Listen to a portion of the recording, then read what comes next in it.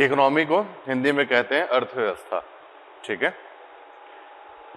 तो अब आप लोग पेन को अभी छोड़ देंगे, सिर्फ समझेंगे, सिर्फ समझने में ध्यान होगा। ये इकोनॉमी सब्जेक्ट, हाँ कल मैंने ये भी बात कही थी कि ये सब्जेक्ट एक कंसेप्चुअल सब्जेक्ट है, इसमें समझना बहुत ही इंपॉर्टेंट है, रटा इसमें कुछ भी नहीं जा सकता।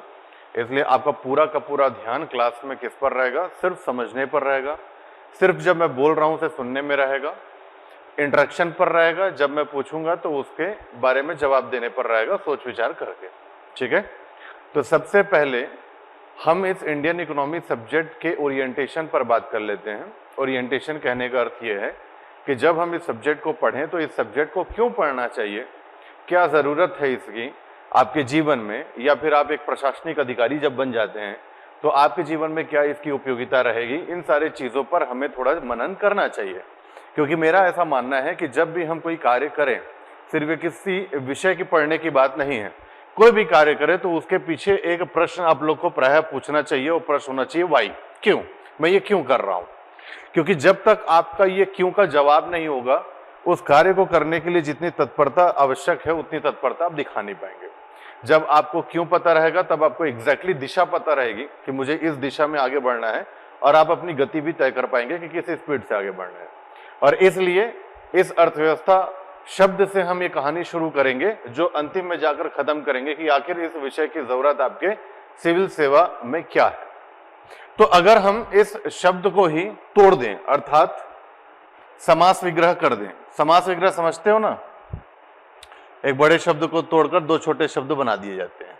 ठीक है, पढ़े होगे ना हिंदी तो कभी ना कभी, नहीं? संधि जब एक लेटर को तोड़ा जाता है, वर्णों का जब विभाजन किया जाता है तो संधि होगा। ठीक है, जैसे हम जब इसको तोड़े आ को तो ये संधि होगा। जब शब्दों को तोड़े, जैसे रसोई घर, रसोई धन घर, रसोई के लिए घर।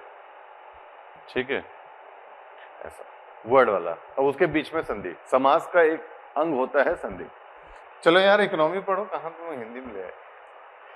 तो अगर इसका मैं तोड़ दूं तो ये कुछ ऐसा दिखेगा, अर्थ और व्यवस्था।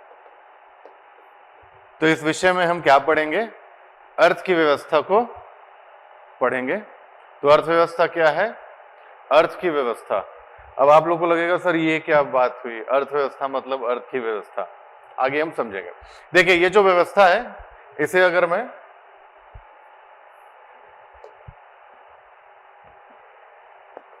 कहूं तो आप प्रबंधन भी कह सकते हैं।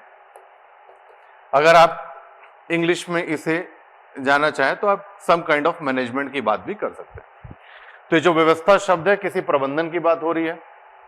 ठीक, किसी व्यवस्था की, किसी मैनेजमेंट की बात हो रही है। किसकी मैनेजमेंट की बात हो रही है, अर्थ की।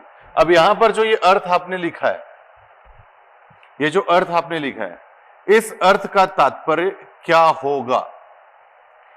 तो जब हम अर्थ कहते हैं तो अर्थ इंगित करता है किसी प्रकार के धन, संपत्ति या फिर वेल्थ एंड प्रॉपर्टी को।